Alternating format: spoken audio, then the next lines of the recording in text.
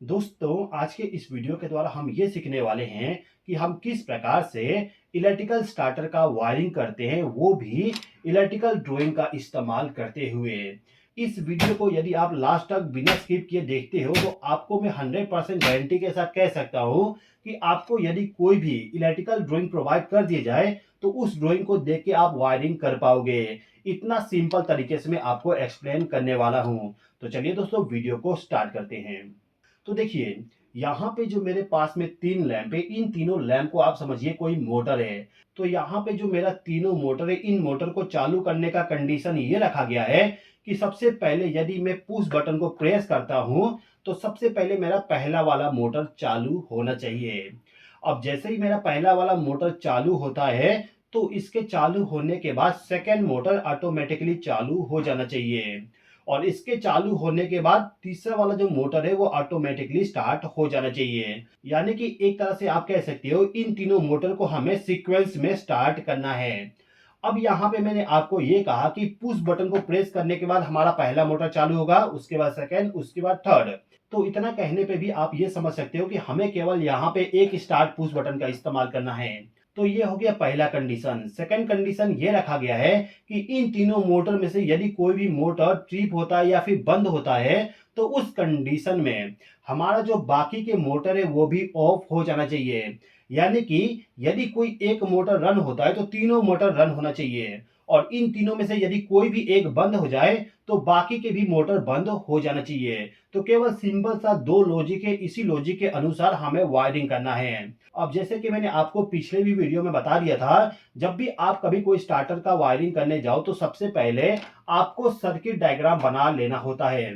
तो यहाँ पे मेरे पास में सर्किट डायग्राम है। जो मैंने लॉजिक बताया उसी लॉजिक के अनुसार सर्किट डायग्राम बनाया गया है। तो जो हमारा मोटर होता है, इस मोटर को यदि हमें चालू करना है तो इनको चालू करने के लिए हम कॉन्टेक्टर का इस्तेमाल करते हैं।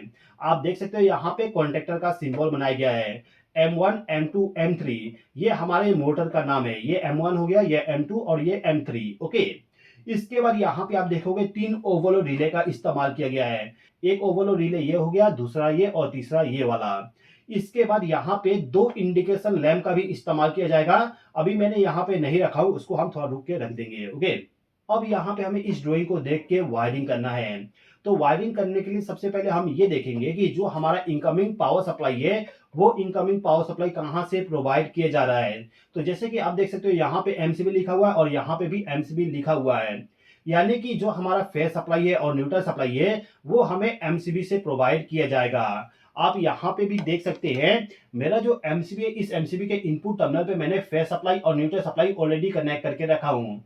अब हमें केवल यहाँ से पावर सप्लाई लेके जाना है और हमारे वायरिंग को स्टार्ट कर देना है।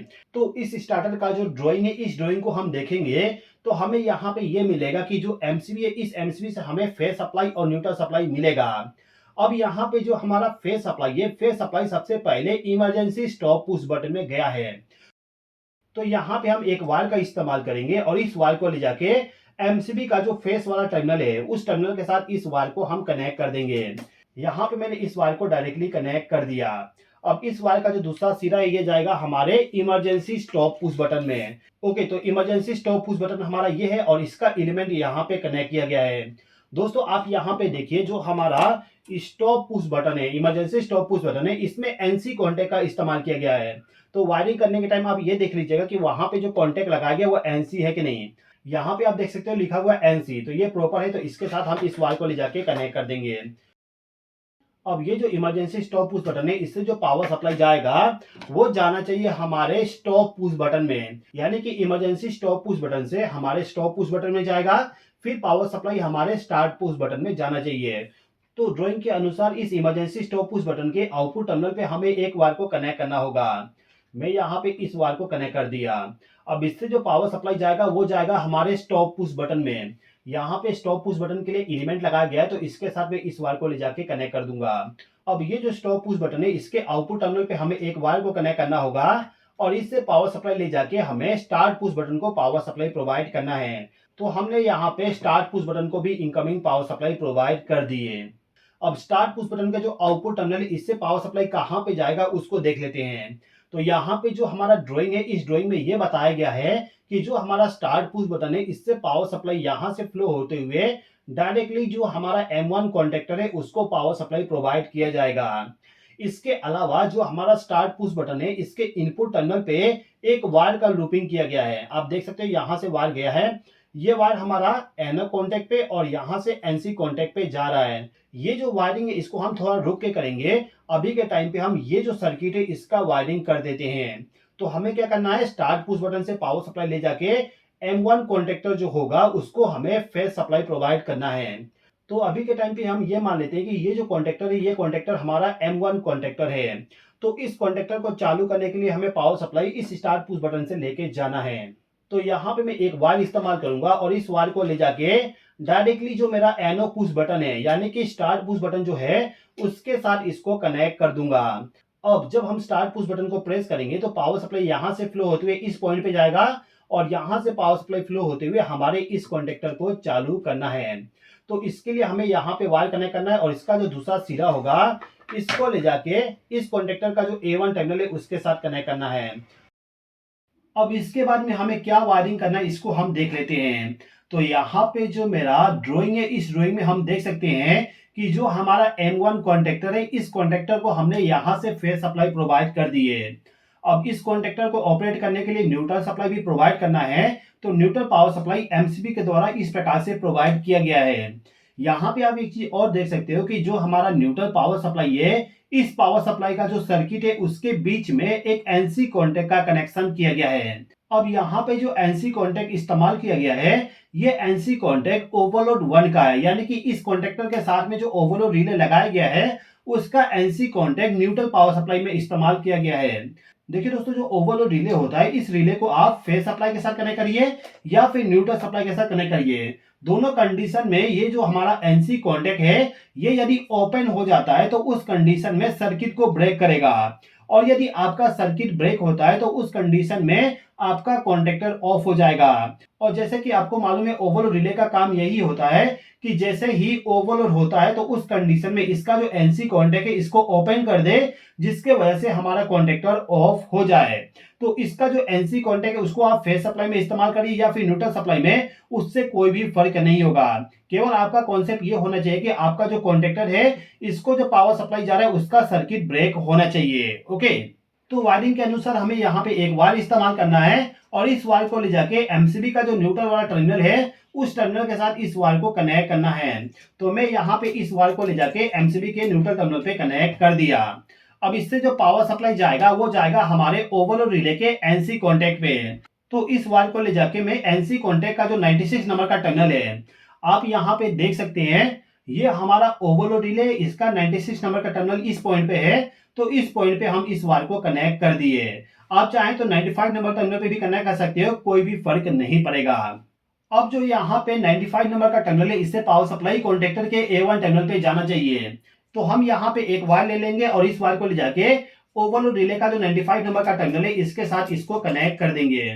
इस वायर को कनेक्ट करने के बाद इस वायर का जो दूसरा सिरा है इसको ले जाके कॉन्टेक्टर का जो A2 टर्मिनल है उसके साथ इस वायर को कनेक्ट कर देंगे। अब फिर से आप एक बार ड्राइंग को देखिए, यहाँ पे जो ये वाला सर्किट है इसका हमने पूरा वायरिंग कर दिए। अब यहाँ पे जो हमारा ये वाला कॉन्टेक्टर है इसको चालू करने के लिए क्या किया गया उसको समझते हैं। तो जैसे कि आप देख सकते हो, ये जो कॉन्टेक्टर है, इस कॉन्टेक्टर के इनपुट टर्मिनल से या फिर स्टार्ट पुश बटन के आउटपुट टर्मिनल से एक वायर को कनेक्ट करके ले जाएंगे और इसको ले जाके हमारा जो ये एनो कॉन्टेक्ट है इस एनो कॉन्टेक्ट के साथ कनेक्ट करना होगा। ये एनो कॉन्टेक्ट हमारा M1 कॉन्टेक्टर का है। M1 कॉन्टेक्टर मतलब कि जो हमारा पहला कॉन्टेक्टर है उसी का एनो कॉन्टेक्ट हमें यहाँ पे इस्तेमाल करना पड़ेगा। अब यहाँ पे एनो कॉन्टेक्ट क्यों इस्तेमाल किया जा रहा है एक बार समझिए। जैसे कि मैंने आपको स्टार्टिंग में बताया था कि जो हमारा पहला कॉन्टेक्टर है इसके ऑन होने के बाद हमें सेकेंड कॉन्टेक्टर को चालू करना है। यदि हम यहाँ पे डायरेक्टली पावर सप्लाई दे देते तो दोनों कॉन्टेक्टर हमारा साथ में चालू होता। तो हमें क्या करना है कि इस कॉन्टेक्टर का जो एनो कॉन्टेक्ट है उस एनो कॉन्टेक्ट का इस्तेमाल करना है, जिससे कि इसके चालू होने के बाद ये एनो कॉन्टेक्ट NC में कन्वर्ट हो और इस कॉन्टेक्ट के NC में कन्वर्ट होने के बाद ही पावर सप्लाई आगे फ्लो हो और पावर सप्लाई जाने के बाद इस कॉन्टेक्टर को चालू करे। तो ये जो M2 कॉन्टेक्टर है इसका वायरिंग करने के लिए मैं यहाँ पे येलो वायर का इस्तेमाल करता हूँ, जिससे कि आपको समझने में थोड़ा सा आसानी हो। देखिए वायरिंग इतना सारा होने वाला है, जिससे कि आप वायरिंग को देख भी लोगे तो आपको समझ में नहीं आएगा। तो इस वीडियो को आप स्किप मत करिए। मैं पूरा प्रोसेस को आपको ड्राइंग के जरिए एक्सप्लेन कर रहा हूँ, जिससे कि आपको पूरा अच्छे तरीके से समझ में आए। वीडियो को यदि आपने स्किप कर दिया तो आपको बिल्कुल भी समझ में नहीं आने वाला है। तो पूरा वीडियो को लास्ट तक देखिए बिना स्किप किए, ओके। तो यहाँ पे जो मेरे पास में वायर है, इस वायर को कनेक्ट करने का मेरे पास में दो ऑप्शन है। पहला ऑप्शन ये है कि इस कॉन्टेक्टर का जो A1 टर्मिनल है, उस टर्मिनल से वायर को लूप करके इस कॉन्टेक्टर का एनो कॉन्टेक्ट को मैं इनपुट पावर सप्लाई प्रोवाइड कर दूं। और सेकंड ऑप्शन यहाँ पर ये है कि जो मेरा स्टार्ट पुश बटन है, इसके आउटपुट टर्मिनल से वायर को कनेक्ट करके ले जाऊं और इस एनो कॉन्टेक्ट को इनपुट पावर सप्लाई प्रोवाइड करूं। तो सबसे सिंपल तरीका यही है कि इस कॉन्टेक्टर का जो A1 टर्मिनल है, वहीं से वायर को लूप करके इसको मैं इनपुट पावर सप्लाई प्रोवाइड कर देता हूं। तो M1 कॉन्टेक्टर का जो A1 टर्मिनल है, उसके साथ मैंने इस वायर को कनेक्ट कर दिया। अब इस वायर का जो दूसरा सिरा है, इसको ले जाके डायरेक्टली M1 कॉन्टेक्टर के एनो कॉन्टेक्ट पे कनेक्ट होगा यहाँ पर। अब इसका जो आउटपुट टर्मिनल है, उस टर्मिनल पे हम एक वायर को कनेक्ट करेंगे। अब इस वायर से जो पावर सप्लाई जाएगा वो जाएगा M2 कॉन्टेक्टर के A1 टर्मिनल पर। अब ये जो कॉन्टेक्टर है, इसको हमें न्यूट्रल पावर सप्लाई भी प्रोवाइड करना होगा।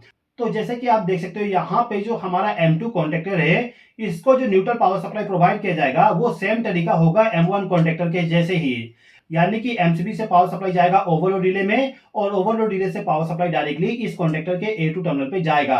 तो इसके लिए मैं क्या करता हूँ कि ये जो एमसीबी है, इस एमसीबी के आउटपुट टर्मिनल पे जो वायर कनेक्ट है, इसी वायर के साथ एक और वायर को लूप करूंगा। आप चाहें तो इस पॉइंट पे वायर को कनेक्ट कर सकते हो या फिर इस पॉइंट पे। तो फिलहाल के टाइम पे मैं क्या करता हूँ, इस पॉइंट पे एक वायर को लूप कर देता हूँ। अब इस वायर से जो पावर सप्लाई जाएगा वो जाएगा हमारे इस कॉन्टेक्टर का जो ओवरलोड रिले है, उसके एनसी कॉन्टेक्ट पे। एनसी कॉन्टेक्ट यहाँ पे दिया गया है, तो इस कॉन्टेक्ट को मैं इनपुट पावर सप्लाई प्रोवाइड कर देता हूँ। मैंने अभी के टाइम पे 96 नंबर के टर्मिनल पे इस वायर को कनेक्ट कर दिया। ओके, अब यहाँ पे हमें क्या करना है कि इस ओवरलोड रिले का जो एनसी कॉन्टेक्ट है, इसका जो आउटपुट टर्मिनल होगा उसके साथ एक वायर को कनेक्ट करेंगे, और इस वायर से जो पावर सप्लाई जाएगा वो जाएगा हमारे इस कॉन्टेक्टर के A2 टर्मिनल पे। तो इसको मैं ले जाकर डायरेक्टली कनेक्ट कर देता हूँ। तो अभी तक जो हमने वायरिंग की, इस वायरिंग में हमने ये वाला जो सर्किट है इसका कनेक्शन कर दिए, और साथ ही साथ में यहाँ से कनेक्शन कर दिए। अब इसके बाद ये जो एनो कॉन्टेक्ट है, इसी के इनपुट टर्मिनल से एक वायर को और लूप करके हमारा जो ये वाला सर्किट है इसका कनेक्शन कर देते हैं। तो यहाँ पे हमें क्या करना होगा कि जो हमारा M1 कॉन्टेक्टर, यानी कि ये वाला जो कॉन्टेक्टर है, इस कॉन्टेक्टर का जो एनो कॉन्टेक्ट है, इस एनो कॉन्टेक्ट के इनपुट टर्मिनल से एक वायर को लूप करके लेके जाना है, और जो M2 कॉन्टेक्टर का एनो कॉन्टेक्ट है उसको इनपुट पावर सप्लाई देना होगा। इसके बाद इस एनो कॉन्टेक्ट के आउटपुट टर्मिनल से वायर को कनेक्ट करके ले जाना है, और जो M3 कॉन्टेक्टर है उसको फेज सप्लाई प्रोवाइड करना है। तो इतना कनेक्शन हम कर देते हैं। तो ये हमारा M1 कॉन्टेक्टर है, और इस कॉन्टेक्टर का एनो कॉन्टेक्ट ये है, और ये जो एनो कॉन्टेक्ट है इसको हमने इनपुट पावर सप्लाई इस पॉइंट पे कनेक्ट किए हैं। तो इसी पॉइंट से हमें एक वायर को लूप करना है। तो ये जो एनो कॉन्टेक्ट है इसके साथ में एक ब्लू वायर को कनेक्ट कर देता हूँ। ब्लू वायर का इस्तेमाल मैं M3 कॉन्टेक्टर के वायरिंग के लिए करूंगा, ओके। तो यहाँ पे मैंने वायर को कनेक्ट कर दिया। अब इस वायर का जो दूसरा सिरा होगा, इसको ले जाके इस कॉन्टेक्टर का जो एनो कॉन्टेक्ट है उसके साथ कनेक्ट करना होगा। ओके, तो इस वायर को ले जाके यहाँ पे जो एनो कॉन्टेक्ट है उसके साथ इसको कनेक्ट कर देता हूँ इस प्रकार से। अब ये जो एनो कॉन्टेक्ट है इसका आउटपुट हमें इस पॉइंट पे मिलेगा, तो इस पॉइंट पे हम एक वायर को कनेक्ट कर देंगे, और इस वायर का जो दूसरा सिरा है इसको लेके जाएंगे, और जो हमारा M3 कॉन्टेक्टर है, इस कॉन्टेक्टर को चालू करने के लिए हम फेज सप्लाई इसी वायर के जरिए प्रोवाइड कर देंगे। तो ये जो M3 कॉन्टेक्टर है इसको हमने फेज सप्लाई प्रोवाइड कर दी है। अब हमें इसको केवल न्यूट्रल पावर सप्लाई प्रोवाइड करना है। तो इस कॉन्टेक्टर को न्यूट्रल पावर सप्लाई एमसीबी के द्वारा जाएगा, लेकिन बीच में हमें ओवरलोड रिले का एनसी कॉन्टेक्ट इस्तेमाल करना होगा। तो यहाँ पे हम क्या कर सकते हैं कि जो हमारा एमसीबी है, एमसीबी से जो पावर सप्लाई यहाँ पे गया है, इसी के साथ हम एक वायर को लूप कर देंगे। तो मैं फिलहाल के टाइम पे इसी वायर के साथ में एक और वायर को लूप कर देता हूँ। अब इस वायर से जो पावर सप्लाई जाएगा वो जाएगा हमारे इस ओवरलोड रिले के 96 नंबर के टर्मिनल पे। यानी कि इस ओवरलोड रिले का जो एनसी कॉन्टेक्ट है उसको इनपुट पावर सप्लाई प्रोवाइड करने के लिए वायर हमने कनेक्ट कर दिए। अब इस ओवरलोड रिले का जो 95 नंबर का टर्मिनल है उसके साथ हम एक वायर को कनेक्ट कर देंगे। अब इस वायर का जो दूसरा सिरा होगा इसको हम लेके जाएंगे, और जो हमारा कॉन्टेक्टर है, इस कॉन्टेक्टर को ऑपरेट होने के लिए neutral power supply A2 terminal पे प्रोवाइड कर देंगे। ओके, तो हमने यहाँ पे इन तीनों कॉन्टेक्टर को चालू करने के लिए फेज सप्लाई प्रोवाइड कर दी है, और इनको हमने न्यूट्रल पावर सप्लाई भी प्रोवाइड कर दी है। यानी कि आप कह सकते हो कि हमने इतना वायरिंग कर दी है और ये वाला भी वायरिंग कर दी है। अब यहाँ पे जो ये वाला एनो कॉन्टैक्ट है इसका वायरिंग करना है। इसका वायरिंग करने से पहले हम ये समझ लेते हैं कि इस एनो कॉन्टैक्ट को आखिर क्यों लगाया गया है। तो दोस्तों देखिए, यहाँ पे जो एनो कॉन्टैक्ट है ना, ये एनो कॉन्टैक्ट हमारा होल्डिंग सर्किट के जैसे वर्क करेगा। जैसा कि मैंने आपको पिछले भी वीडियो में बताया था कि जो हमारा स्टार्ट पुश बटन है उसके पैरेलल में हम एनो कॉन्टैक्ट का इस्तेमाल करते हैं होल्डिंग सर्किट के लिए। लेकिन यहाँ पे आप देखोगे ये जो एनो कॉन्टैक्ट है, ये कॉन्टैक्ट हमारा M3 कॉन्टैक्टर का है। यानी कि ये जो कॉन्टैक्टर है, इस कॉन्टैक्टर का एनो कॉन्टैक्ट यहाँ पे हम इस्तेमाल कर रहे हैं। अब यहाँ पे हम इस कॉन्टैक्टर का एनो कॉन्टैक्ट क्यों इस्तेमाल कर रहे हैं? हम यहाँ पे M2 कॉन्टैक्टर या फिर M1 कॉन्टैक्टर का एनो कॉन्टैक्ट क्यों नहीं इस्तेमाल कर रहे हैं? तो दोस्तों देखिए, इसके पीछे का सिंपल सा लॉजिक है। जैसे कि मैंने आपको स्टार्टिंग में बताया था कि जब हम मोटर को स्टार्ट करेंगे तो सबसे पहले हमारा M1 कॉन्टैक्टर चालू होगा, उसके बाद M2, उसके बाद M3। तो जो हमारे तीनों कॉन्टैक्टर, ये तीनों सीक्वेंस में स्टार्ट होगा। और यदि इन तीनों में से कोई भी कॉन्टैक्टर चालू नहीं हो पाता है तो उस कंडीशन में हमारा तीनों कॉन्टैक्टर ऑफ होना चाहिए। तो यहाँ पे जो सर्किट डायग्राम है इसमें हम देख सकते हैं, यदि हम स्टार्ट पुश बटन को प्रेस करेंगे तो डायरेक्ट पावर सप्लाई इस कॉन्टैक्टर में चला जाएगा, यानी कि ये तो ऑन हो जाएगा। इसके ऑन होते ही इसका जो एनो कॉन्टैक्ट है वो एनसी में कन्वर्ट होगा, तो यहाँ से पावर सप्लाई फ्लो होते हुए इस कॉन्टैक्टर को भी मिल जाएगा। अब इस कॉन्टैक्टर के चालू होने के बाद इसका जो एनो कॉन्टैक्ट है वो एनसी में कन्वर्ट हो जाएगा, तो यहां से पावर सप्लाई फ्लो होते हुए इस कॉन्टैक्टर को भी पावर सप्लाई मिल जाएगा। अब यदि आपका ये लास्ट वाला कॉन्टैक्टर चालू हो जाता है तो इसके चालू होने से ये एनो कॉन्टैक्ट एनसी में कन्वर्ट हो जाएगा, जिस वजह से ये जो स्टार्ट पुश बटन है इसके रिलीज करने के बाद भी पावर सप्लाई यहां से फ्लो होते हुए इन तीनों कॉन्टैक्टर को प्रोवाइड करते रहेगा। लेकिन यदि हमारा ये वाला कॉन्टैक्टर चालू नहीं होता है तो इसके चालू ना होने की वजह से ये एनो कॉन्टैक्ट एनो में ही रहेगा। तो जब तक आप स्टार्ट पुश बटन को प्रेस करके रखोगे बाकी कॉन्टैक्टर चालू रहेगा, लेकिन जैसे ही आप इसको रिलीज करोगे तो कॉन्टैक्टर बाकी भी ऑफ हो जाएंगे। आप चाहें तो M1 कॉन्टैक्टर या फिर M2 कॉन्टैक्टर का भी एनो कॉन्टैक्ट इस्तेमाल कर सकते हो। लेकिन जो मैंने आपको बताया कि यदि एक कॉन्टैक्टर ऑफ हो जाता है तो उस कंडीशन में बाकी कॉन्टैक्टर ऑफ हो जाना चाहिए, वो वाला लॉजिक काम नहीं करेगा यदि आप बाकी का एनो कॉन्टैक्ट इस्तेमाल करते हो तो यहाँ पे आपको कॉन्सेप्ट समझ में आ गया होगा कि एनो कॉन्टैक्ट हम यहाँ पे क्यों कनेक्ट कर रहे हैं। अब ये जो एनो कॉन्टैक्ट है इसको कनेक्शन करने के लिए आपको सिंपली क्या करना है, स्टार्ट पुश बटन का जो इनपुट टर्मिनल है वहां से एक पावर सप्लाई को ले जाके इसको इनपुट पावर सप्लाई देना है, और इस एनो कॉन्टैक्ट का जो आउटपुट पावर सप्लाई है उसको ले जाके M1 कॉन्टैक्टर के A1 टर्मिनल पे या फिर M1 कॉन्टैक्टर का जो एनो कॉन्टैक्ट है उसको हम इनपुट पावर सप्लाई दे सकते हैं। इसी प्रकार से M2 कॉन्टैक्टर का जो एनो कॉन्टैक्ट है उसको हम इनपुट पावर सप्लाई दे सकते हैं। आप यहाँ पे देख सकते हैं हमारे पास में तीन ऑप्शन है, ये वाला और ये वाला। इन तीनों पॉइंट में से हम कहीं पे भी कनेक्शन कर सकते हैं। तो चलिए कनेक्शन को कर देते हैं। तो होल्डिंग सर्किट का वायरिंग करने के लिए मैं यहाँ पे ग्रीन वायर का इस्तेमाल कर रहा हूँ। इस वायर को ले जाके हमारा जो स्टार्ट पुश बटन है इसके इनपुट टर्मिनल के साथ कनेक्ट करना है।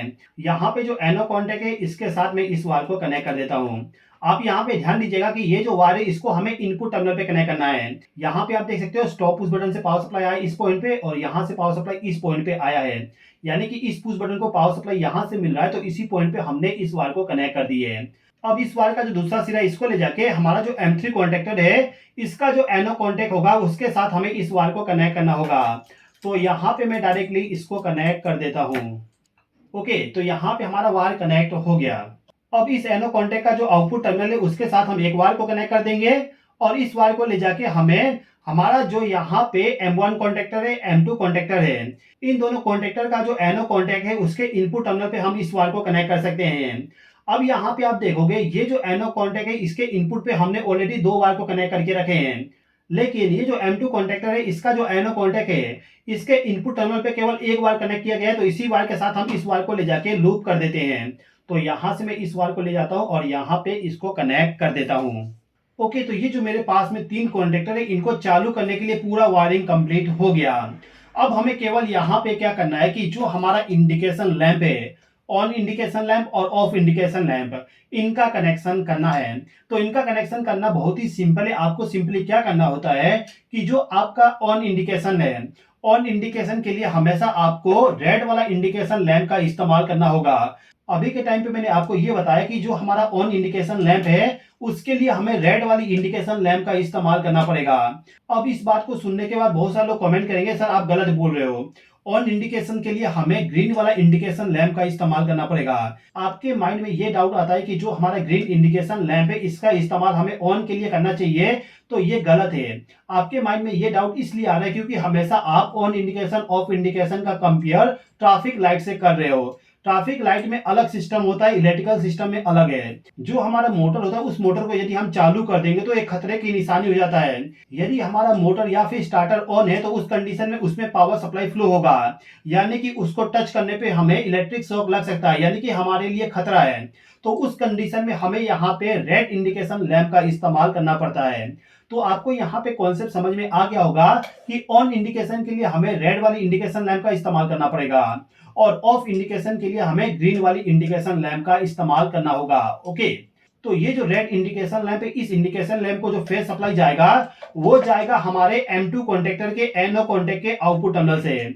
इसके बाद जो हमारा ऑफ इंडिकेशन लैंप है इसको पावर सप्लाई हमारा जो M3 कॉन्टेक्टर है इसका जो NC कॉन्टेक्ट है उस NC कॉन्टेक्ट के आउटपुट टर्मिनल से वायर को ले जाके इसको पावर सप्लाई प्रोवाइड करेंगे। तो मैं क्या करता हूं, इसको एक वायर को ले जाता हूं यहां पर और इसको ले जाके मेरा जो M3 का कॉन्टेक्टर है इसका जो A1 टर्मिनल है, A1 टर्मिनल इसके नीचे में ही है, तो इसके साथ मैं इस वायर को कनेक्ट कर देता हूं। अब ये जो ऑफ इंडिकेशन लैंप है इसको पावर सप्लाई हमारे M3 कॉन्टेक्टर के NC कॉन्टेक्ट के द्वारा जाना चाहिए। तो NC कॉन्टेक्ट के साथ मैंने इस वायर को कनेक्ट कर दिया। अब यहाँ पे मेरे पास में दो वायर है जो कि हमारे इंडिकेशन लैंप के द्वारा ही आ रहा है। इन दोनों वायर को मुझे न्यूट्रल पावर सप्लाई के साथ कनेक्ट करना होगा। तो ये जो ओवरलोड रिले इसका जो 96 नंबर का टर्मिनल इस पे हमने न्यूट्रल पावर सप्लाई कनेक्ट करके रखे हैं, तो इसी टर्मिनल के साथ इस वायर को मैं कनेक्ट कर देता हूँ जिससे कि हमारा जो इंडिकेशन लैंप है इसको भी न्यूट्रल पावर सप्लाई मिल जाए। अब हमें केवल एक आखिरी वायर को कनेक्ट करना है। इस वायर को कहां पे कनेक्ट करना है एक बार समझिए। देखिए दोस्तों, ये जो हमारा ड्राइंग है इस ड्राइंग में आप देखोगे ये जो एनसी कॉन्टेक्ट है इस एनसी कॉन्टेक्ट के आउटपुट टर्मिनल से पावर सप्लाई को ले जाके हमने इस ऑफ इंडिकेशन लैंप को फेज सप्लाई प्रोवाइड किए थे। अब ये जो एनसी कॉन्टेक्ट है इसको इनपुट पावर सप्लाई देना होगा, तभी जाके पावर सप्लाई आगे फ्लो होके इस इंडिकेशन लैंप को ग्लो करवाएगा। तो ये जो M3 कॉन्टेक्टर का NC कॉन्टेक्ट है इसको इनपुट पावर सप्लाई हमें M3 कॉन्टेक्टर का जो NO कॉन्टेक्ट है उसी के द्वारा प्रोवाइड करना है, यानी कि एक छोटा सा लूप हमें लगाना होगा। ये जो वायर है इस वायर को हम क्या करेंगे, M3 कॉन्टेक्टर का जो NO कॉन्टेक्ट है उसके साथ कनेक्ट कर देंगे। मैं यहाँ पे इसको कनेक्ट कर दिया। अब इस वायर के दूसरे सिरे को ले जाके NC कॉन्टेक्ट के साथ कनेक्ट कर दूंगा। तो जो हमारा स्टार्टर है इसका वायरिंग कंप्लीट हो चुका है। अब इसके बाद ये जो तीनों लैंप है इन तीनों लैंप को कॉन्टेक्टर के साथ कनेक्ट कर देता हूं, जिससे कि यदि कॉन्टेक्टर ऑन हो तो हमारा लैंप भी ग्लो हो जाए। ओके, तो ये जो तीनों लैंप है इसको मैंने इन तीनों कॉन्टेक्टर के साथ कनेक्ट कर दिया। अब यहाँ पे मैं क्या करता हूँ कि ये जो एमसीबी इस एमसीबी को ऑन कर देता हूँ। एमसीबी को ऑन करने के बाद आप देख सकते हो ऑफ इंडिकेशन लैंप ग्लो हो रहा है। अभी के टाइम पे हमारा तीनों कॉन्टेक्टर ऑफ है। अब मैं यहाँ पे स्टार्ट पुश बटन को प्रेस करूंगा। स्टार्ट पुश बटन को प्रेस करने के बाद आप देख सकते हो यहाँ पे तीनों लैंप ऑन हो गया। ये जो मेरा तीनों लैंप है ये 1 बाय 1 ऑन हुआ, लेकिन इतना फास्ट स्विचिंग हुआ कि आपको पता भी नहीं चला कि हमारा तीनों लैंप थोड़ा रुक रुक के चालू हुआ। आप यदि इस ड्राइंग में देखेंगे तो आपको ये पता चलेगा कि जो हमारा पावर सप्लाई है सबसे पहले इस कॉन्टेक्टर में जाएगा और इसके ऑन होने के बाद ये वाला कॉन्टेक्टर ऑन होगा और इसके ऑन होने के बाद ये वाला कॉन्टेक्टर ऑन होगा। इन तीनों के बीच में कोई भी टाइमर को कनेक्ट नहीं किया गया, इसलिए कोई भी टाइम डिले नहीं है। डायरेक्टली हमारा तीनों कॉन्टेक्टर 1 बाय 1 करके ऑन हो गया। यदि आप चाहोगे तो मैं यहाँ पे टाइमर को भी कनेक्ट करके आप लोगों को एक्सप्लेन कर दूंगा, लेकिन इसके लिए आपको कमेंट करना पड़ेगा कि मैं ये वीडियो बनाऊं कि नहीं बनाऊं। ओके, तो फिलहाल के टाइम पे हमारा तीनों कॉन्टेक्टर ऑन हो चुका है और तीनों कॉन्टेक्टर के ऑन होने के बाद आप देख सकते हो यहाँ पे ऑन इंडिकेशन लैंप भी ग्लो हो रहा है। अब जैसे कि मैंने आपको स्टार्टिंग में बताया था कि यदि इन तीनों ओवरलोड रिले में से कोई भी एक ओवरलोड रिले ट्रिप होता है तो उस कंडीशन में बाकी कॉन्टेक्टर भी ऑफ होना चाहिए। तो ये वाला जो लॉजिक है वो वर्क कर रहा है कि नहीं कर रहा है उसको हम चेक कर लेते हैं। उससे पहले एक बार हम ऑफ करके देख लेते हैं। ऑफ हो गया, दोबारा ऑन कर देते हैं। ओके, तो सबसे पहले मैं इस ओवरलोड रिले को ट्रिप करवाता हूं। यहाँ पे जो स्टॉप पुश बटन है इसको मैं प्रेस करूंगा। आप देख सकते हो यहाँ पे तीनों कॉन्टेक्टर ऑफ हो गया। एक बार और चालू करते हैं। मैंने इसको ऑन कर दिया। अब मैं यहाँ पे इस ओवरलोड रिले का स्टॉप पुश बटन प्रेस करता हूँ। यहाँ पे ये वाला ओवरलोड रिले जैसे ट्रिप हुआ तो सभी के सभी मेरा ऑफ हो गया। एक बार और चालू करते हैं। अब मैं इस ओवरलोड रिले का स्टॉप पुश बटन प्रेस करता हूँ। आप देख सकते हो बाकी सब बंद हो गए। यानी कि आप कह सकते हो कि यहाँ पे हमारा तीनों कॉन्टेक्टर सीक्वेंस में स्टार्ट हो रहा है। साथ ही साथ में यदि इन तीनों कॉन्टेक्टर में से कोई भी एक कॉन्टेक्टर का जो ओवरलोड रिले है वो ट्रिप होता है तो उस कंडीशन में हमारा पूरा कॉन्टेक्टर ऑफ हो जाएगा। दोस्तों, यदि आप ये सीखना चाहते हो कि हम किस प्रकार से इस स्टार्टर के साथ में टाइमर को कनेक्ट करें जिससे कि यदि हम स्टार्ट पुश बटन को प्रेस करें तो सबसे पहले हमारा M1 कॉन्टेक्टर ऑन हो, इसके ऑन होने के बाद 5 सेकंड के बाद में हमारा सेकंड कॉन्टेक्टर ऑन हो और 5 सेकंड के बाद में हमारा M3 कॉन्टेक्टर ऑन हो, तो इसके लिए हम किस प्रकार से टाइमर को कनेक्ट करेंगे इसका भी वीडियो मैं बना दूंगा। लेकिन इसके लिए आपको कमेंट करना पड़ेगा कि सर वीडियो बनाइए। यदि आप लोगों में से केवल 20 लोग ये कमेंट करते हैं कि सर इसका वीडियो बना दीजिए, तो मैं आप लोगों के लिए बना दूंगा। तो दोस्तों मैं उम्मीद करता हूं कि आपको ये वीडियो पसंद आया होगा। वीडियो पसंद आया तो लाइक कर दीजिएगा। इस वीडियो को देखने के लिए धन्यवाद।